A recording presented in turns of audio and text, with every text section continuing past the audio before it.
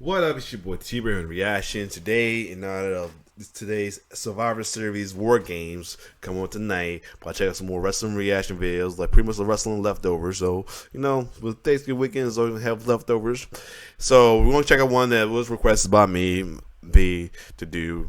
That's wrestling wise, is Right on the Money Wrestling Best Booking, and I forgot who does this. This is Wrestle with Andy though. So we want to see this what this video is about though. I might like most of it, probably dislikes part of it. I got a feeling who's gonna be in this. I think the reason why the person didn't have me do this because I'm not I don't roll with heels or anything because he's trying to convince me how much the heels are or whatever. I just don't roll with the bad guys villain. That's all. I mean, if heels and faces didn't matter, I wouldn't care. It wouldn't be a big deal. But fortunately, it's part of the storyline. I kind of wish they could. Be honest, I kind of wish they did away with the alignment situation, though, so it won't be so much dilemmas and conflictions and whatever. But that's another story. But anyway, here is Right on the Money Wrestling Best Booking Decision. Let's get it. In recent years, it's become all too easy to criticize WWE for its bad booking. After all, with them botching what appeared to be some easy home runs during situations such as the Summer of Punk, the WWE debut of Sting, or numerous NXT call-ups over the years, many were left to wonder if Vince McMahon hadn't lost his touch. He did. But he wasn't always that way, of course, because in a prior era, he was able to make creative decisions better than anyone else in the industry. And even in his latter days, he could still put out the odd gem here and there too. But what are the best examples of this? Well, that's exactly why we're here today. So join us as we take a deep dive into Right on the Money, WWE's best booking decisions. And if we're just so best does always mean likable. You know what I'm saying? Some people may like it, some people may not. But here we go. Starting anywhere, we may as well start with the one which catapults wrestling into the mainstream, and that's the decision to go with Hulk Hogan as the top guy in 1984. Despite his controversy, that wrestling would not be where it's at without Hogan. When people would know about wrestling, if they didn't watch wrestling, they knew about some Hulk Hogan. Hulk Hogan pretty much made wrestling for folks. You know what I'm saying? Maybe some who was diehard fans then who dislike the whole thing about Hulk Hogan, even the politics behind the scene and everything, but wrestling wouldn't be where it is without Hogan, man. I would say that no matter what controversy he had or anything, you gotta get props with Hogan. That's why he still gets some respect from me. And, he's don't have a thing against my type. He gets some respect from me for putting wrestling the way it is. Vince McMahon always had plans of going national. Young Vince McMahon after taking over control of it from his father. But if he didn't have the right face to helm his campaign, it may have never worked. And that's why it was so crucial then that, while scouting the territories for the best talent to poach, he'd come across a young Terry Bollea in the American Wrestling Association. And with Bollea by then already having come up with the idea for Hulkamania, McMahon realized that all he had to do was get this seen by a larger audience, something he hoped to do by making Hogan his top guy and world champion. Then, once that was done, the next step would be to have the Hulkster shine on the grand stage, as by 1984, the boss had decided to go all or nothing by putting on the first ever WrestleMania. Of course, what really put this one over the top was the fact that Hogan wasn't alone out there that night. No, he had a tag team partner in the form of Mr. T, one of the most famous men on the planet at that time. So with this giving him the rub and WrestleMania proving to be a huge success, the era of Hulkamania would begin in full here. What you gonna do? Hulkamania gonna roll you. A bona fide 80s icon. And the more famous his top star got, the more Vince McMahon was able to reap the rewards of this, as throughout the decade, WWF reached heights of popularity wrestling had never seen before. Yes, not only had he successfully killed the territories and he's killing me with the way he has headband right there. made his company effectively the only game in town for someone who wanted national exposure, he'd also been able to take his idea of sports entertainment worldwide and turn it into the powerhouse as we all know it today. That said, the future of the company wouldn't be without its dark periods, with arguably the darkest of these coming during the mid-90s.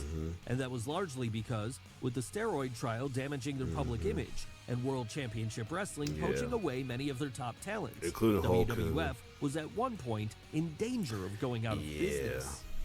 So luckily they found a new face to take them into the next era at this point, and the booking decision which finally sent this figure into the next stratosphere happened at WrestleMania 13 during the double turn of Steve Austin and Bret Hart.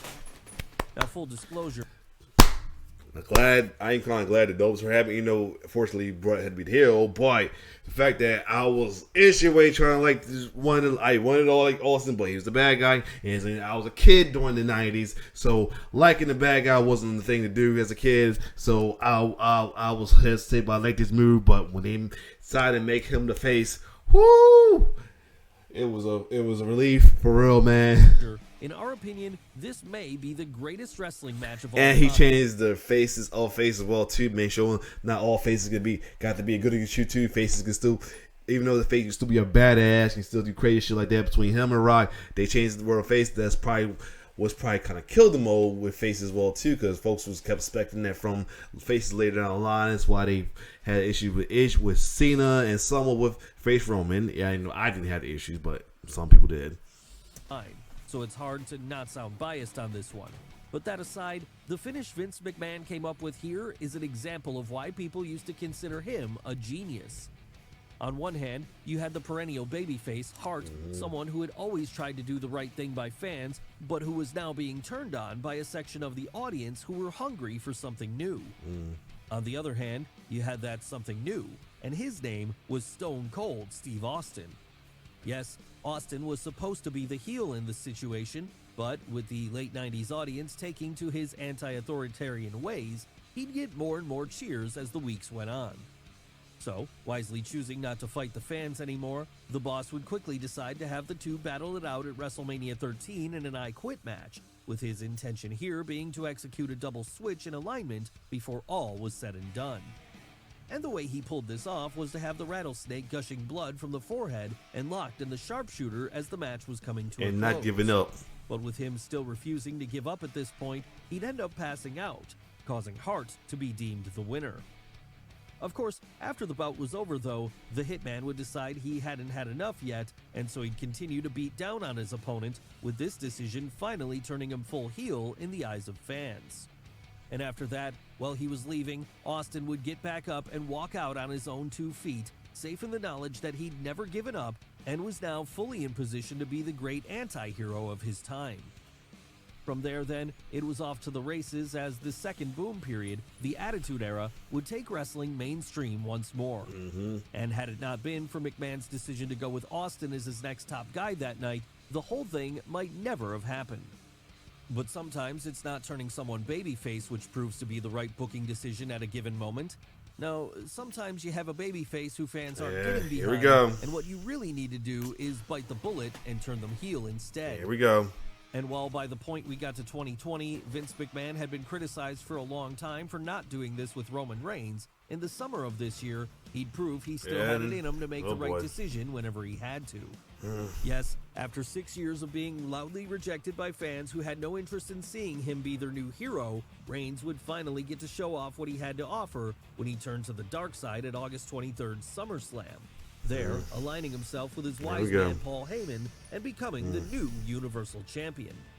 And what an excellent decision this turned out to be, because now no longer having to try to pander to audiences with the cheesy dialogue WWE's writing team had written for him, the Tribal Chief could let all his talent and charisma loose.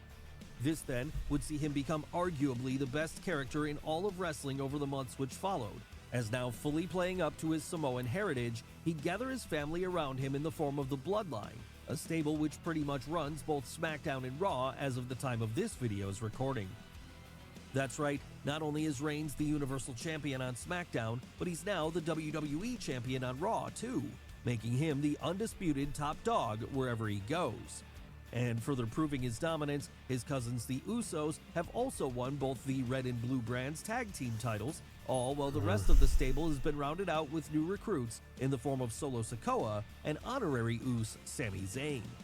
Had the decision to turn Roman heel never happened then, it's likely we wouldn't have the best stable WWE has seen in years, and that he'd probably still be getting X-Pac heat wherever he went.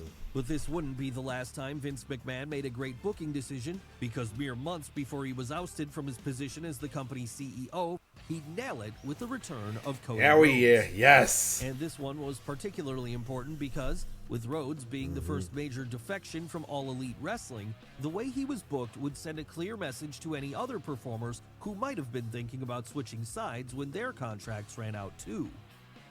Luckily for WWE then, McMahon wouldn't do here what he'd done with Dusty Rhodes years prior.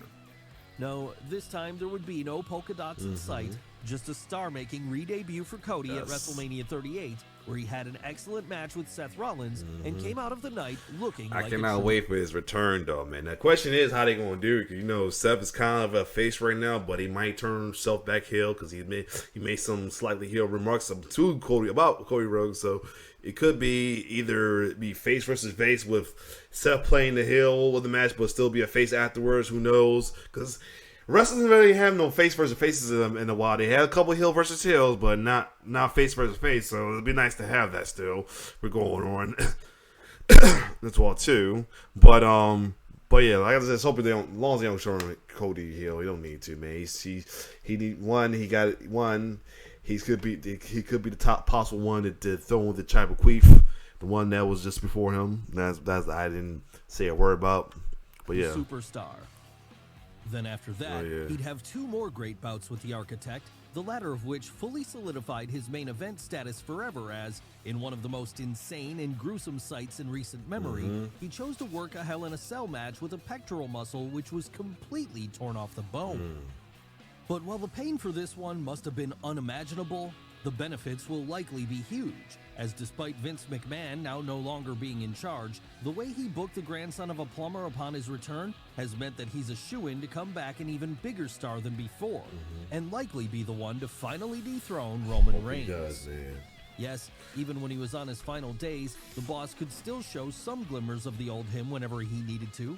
But then, this was always clear even throughout his darkest days, because in 2014, right at the point where people were being more critical of him than ever following the debacle of the way he'd handled Daniel Bryan, he'd make a great decision when he chose to break up the Shield right at their peak. I guess for the Hill fans and Seth Rollins, it was good just for the Hill fans, for those who like Hills, and for Seth himself, but still a little irked that they split them one of the greatest teams they have right now, who at least not too long ago became faces and had a great match feud with Evolution, man. And while we understand that some will think this was a bad decision given that there was still more juice to be had in a babyface Shield run, we're going to argue it was a positive to break them off right when they were at their strongest.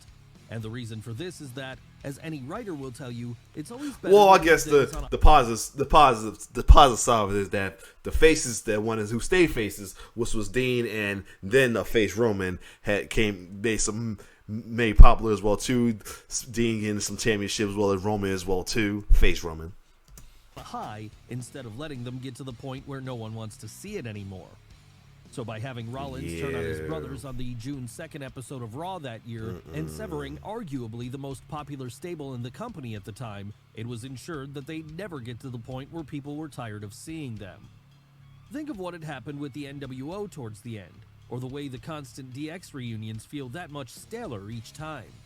Hell, you could even look at how watered down the Bullet Club has become in recent years if you want an example of a lot of people keep talking about that too. Sometimes it's better to leave things be before they get beyond the point of no return. Yes, the Shield would have a couple of short-lived reunions after their breakup, but the fact that they ended on such a high has meant that these will always feel welcome. And it's not just about the legacy of what they had, of course, because breaking them off when he did allowed Vince to make all three into legitimate main eventers, with things now getting to a point where Roman Reigns is the king of WWE, Jon Moxley is the ace of AEW, and he lost the title. Seth Rollins arguably holds the position of best wrestler in either company. That said, for as much as it worked here, sometimes breaking up a stable is not the best way to get someone over to the next level. No, sometimes when a performer has all the raw talent in the world but needs a little help pulling it all together, the best place to put him is in a stable, as was the case with Rocky Maivia when he joined the Nation of Domination in 1997. Now, for younger fans who are only familiar with The Rock as he is now, it's hard to imagine, but there was a time where crowds actively hated the Great One. And the I reason felt for this bad was because I rewatched it and I saw the young Rock. Man, I felt bad for that, man. That was messed up, man. I guess, like I said, around time you had too many rebellious crowd or anything, get tired of it. That's why the Austin thing situation happened too. Cause think by, I think was that WrestleMania? Nah, it was at WrestleMania 13 that he had his match against the Sultan and he still getting booed. So yeah, and Austin they had a double turn with Austin. So yeah, I can see why, but. when he first appeared on TV, he was portrayed as a pretty flat, smiling babyface who had all the personality of a piece of cardboard. Not that it was his fault though, as it was just the way the company chose to book him at the time.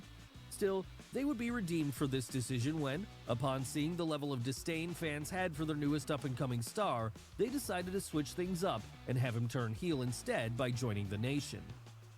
And what a great decision this turned out to be, because now, without having to worry about being the babyface anymore, Rocky was able to let his cocky persona come to the forefront, as over the next... This what pissed me off about Vince. I told you about this, especially after watching the Flex Gavan stuff. This was pretty much what he had when he was Flex Gavan on USWA, and he was a babyface on there. But he had that common persona he had a kind of persona he had right here as Flex Gavan as a face. Though, why couldn't they brought that up to him still being a face? Then that's what pissed me off. That's another thing kind of pissed me off about this situation right there. Like they kind of should have kept him the way he was right there as Flex Gavan coming up. And he would have been hella over as a babyface at the time. But I guess Russell WWE, or you have to think about that kind of persona being good for babyfaces though, because at the time they still had got goodies like Bret Hart and anything. But I guess they wasn't sure it was gonna work till they took a chance with the double turn with Austin and Bret Hart, so and see if it works. So yeah. Months, he gradually morphed into The Rock. Yes, this was the point where his verbal skills truly got a chance to shine for the first time, something which caused fans to fall in love with him even if by then he was still supposed to be the heel. But like with Steve Austin elsewhere on the show, this heel run was always going to have an expiration date on it because after proving himself to be too entertaining to boo, WWE would finally have shifted him back over to the position they always wanted him to be in by the time 1999 rolled around. And this would see him then go on to become the most electrifying man in sports entertainment and a bona fide megastar, with his success and overness only being topped by the Rattlesnake himself. But even Austin wouldn't be able to break into the mainstream the way Rocky did, as in the years following this, he'd start a run in Hollywood, a run which would eventually see him become the biggest box office draw in the world. Of course, all this success can be traced back to that one decision to have him join the Nation in 1997, leaving us to wonder just how different the world might have been had he not been booked to do so. And another similar what-if would happen a few years later after this too, because, as we all know now, once The Rock and Steve Austin left WWE, the baton was picked up by none other than John Cena. That said, he was also struggling to get over during his early days on the roster, and at one point was almost fired outright. What saved him in the end then? Well, it was the decision to have him take up a hip-hop gimmick. But while Vince McMahon may have had the final say on whether this one went ahead or not, he was actually not the person to come up with the idea. No, it was actually Stephanie McMahon who proposed this to Cena after seeing him rapping with his colleagues on a tour bus. So pushing him to try this out on TV, then he'd first do so on the October 31st, 2002 episode. He was another one. Like Ralston was like, when he started to wreck him, I wanted to like it, but unfortunately he was a bad guy. He damn was a bad guy and hear anything. But when they pulled the trigger to make him face, I was ecstatic, man, for real. SmackDown, where, donning a Vanilla Ice Halloween costume, he'd take to dropping some bars on the rest of the roster. And this would prove to be so popular that it soon became Cena's full-time gimmick, with him here morphing into the Doctor of Thuganomics, a cocky heel who could out-talk anyone on the mic. Of course, if this sounds familiar to the trajectory of The Rock, it should, because like Dwayne Johnson, John Cena would also find his career skyrocketing at this point. Yes, now no longer on the bubble of being released, he'd grow in confidence each and every week, eventually growing so popular that Vince McMahon decided to go with him as the new face of his company, ahead of others like Dave Bautista and Randy Orton. And the rest is history, because once his position as the next top guy was secured, Big Match John would go on a run which lasted almost 2 full decades and saw him achieve just about everything anyone could achieve in the ring. Sure, after he dropped the Doctor of Thugonomics gimmick and morphed into a more family-friendly babyface, his popularity was never the same with certain sections of the fan base. But by then, his run as rapping wrestler had established him enough to where, in kids' eyes, none of this was important, and he would always be their hero, no matter what. Facts. And giving John Cena a rapping gimmick wasn't the only great booking decision WWE made in 2002 as it happened, because around the same time they were doing this, they were also making the very necessary decision to execute the first ever brand split. Yes, by 2002, with the influx of WCW and ECW wrestlers who had recently joined the roster, it became impossible for everyone to get TV time, and so a number of very talented performers were constantly in danger of getting lost in the shuffle. So recognizing this, Vince McMahon would come up with a plan to deal with the situation by splitting his roster in two that spring, with half being exclusive to Raw and the other half being exclusive to SmackDown. And while this did mean fans would no longer get to see their favorite superstars multiple times a week, it also meant that, with there being more TV time available as a result of this, other performers got a chance to shine. Facts. That's right, in the first couple of years of the brand split alone, we'd see the likes of Eddie Guerrero, Chris Benoit, Booker T, Rob Van Dam, Edge, and Randy Orton all be elevated to the next level as a whole new host of stars got a chance to show what they could do.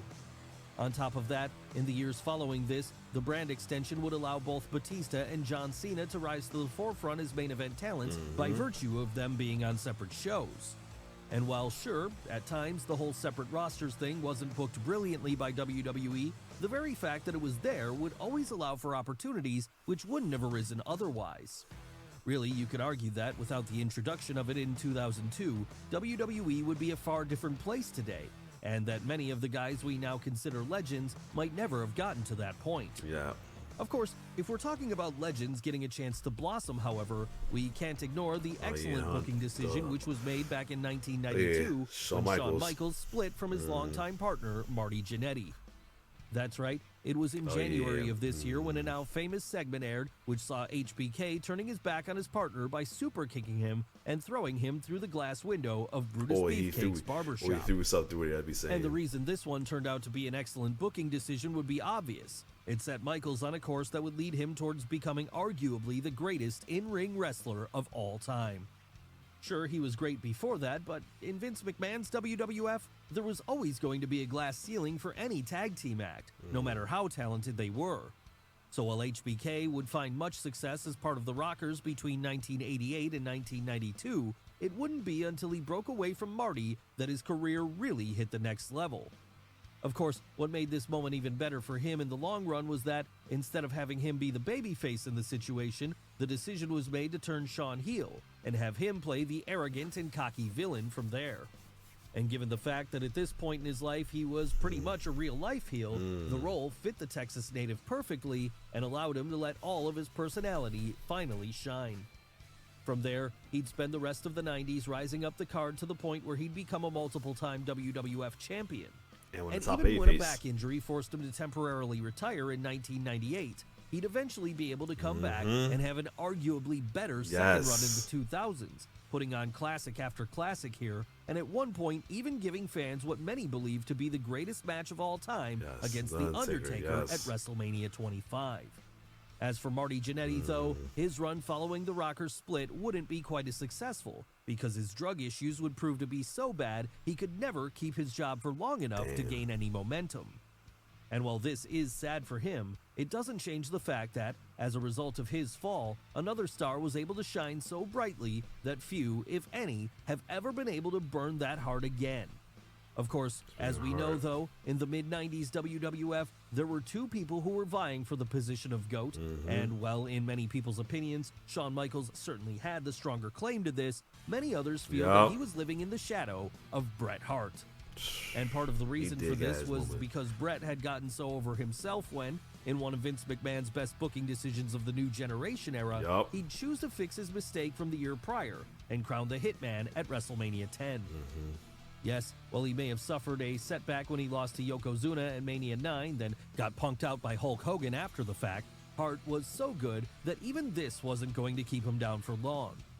That said, even if he remained the clear favorite for fans at this time, Vince McMahon had already begun making plans to push Lex Luger as his next top guy then, something he felt he needed to do in the wake of the Hulkster leaving the company altogether. But as the months went on and it became clear Lex wasn't connecting with fans in ways WWF had hoped he might, the boss was left with a decision to make: fight the audience and push the guy he wanted down their throats, or go with them and give the ball to the Hitman instead. Luckily for everyone then, he would ultimately choose the latter, and so at WrestleMania 10, in front of a packed Madison Square Garden crowd in March of 1994, Bret would get his win back over Yokozuna, doing exactly what Why, they got Luger staring like, that hit could have been hitting the Dawson. It should have been me. Luger had failed to do earlier in the night. Yes, there was a time when Vince McMahon listened to his fans and gave them what they wanted. And whenever he did this, it almost always resulted in a great response. So never let it be said again that he didn't know what he was doing in regards to storytelling then, because when he did put his mind to it, the boss and his company were able to make some of the best booking decisions in wrestling history. But yeah, I was going to say about Bret, and the thing about it, he was a good sport about it too, because at one point, he lost the title, and he lost the title to Diesel, or I think it was Diesel, the Shawn Michael Diesel. I forgot how he got it against Diesel. No, he lost to Bob Backlund, and then Diesel beat Bob Backlund. But around time, he took some crazy storylines in between before he got the title back against before he got his title back, and before it leading to the match between him and Shawn for the Iron Man match. He took some interesting teams, first with the Jerry the King Lawler, and then PCO, he's known as John Pierre Lafitte and everything, with his jacket getting stolen and all that. He took some he was a sports boss, taking some crazy gimmicks and not gimmicks, just take crazy storylines that's not to his usual caliber, and he went with it though. So that's the other thing about he was a team player at the time. But other than that, interesting video, know what I mean? Despite, the one part, I'm not, I was going to despise. But some parts I was going to despise. But other than that, either way, it was still a good video. So if you like my reaction, like, share, subscribe to my YouTube channel. It's your boy T-Bird signing off. One love.